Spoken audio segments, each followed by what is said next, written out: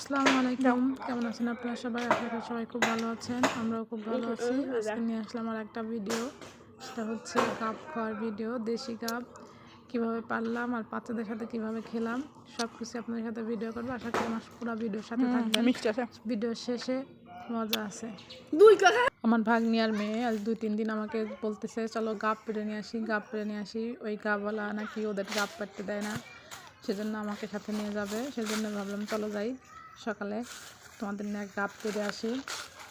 তারপরে ওদের সাথে বের হইলাম, যাচ্ছি ওদের সাথে। আমাদের বাড়ির পাশেই গাব গাছটা, সেখানে ওদের সাথে গেলাম।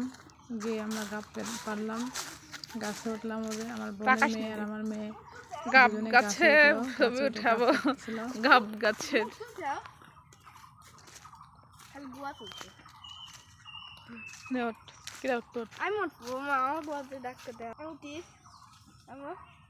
যাও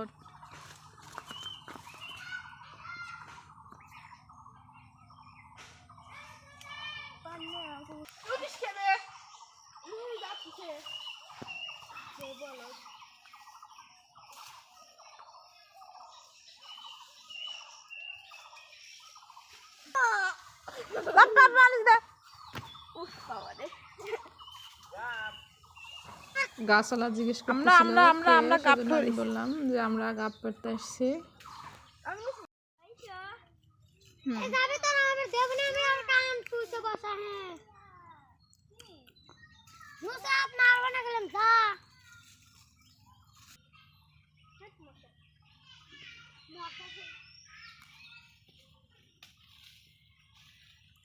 দেখানোর চেষ্টা করলাম যে গাছে গাব আছে কিনা, কিন্তু দেখা যাচ্ছিল না। আসলে ক্যামেরা ভালো না, জন্য দূরের জিনিস খুব একটা ভালো আসে না। পাশে বাচ্চারা দাঁড়িয়েছিল গাব নেওয়ার জন্য।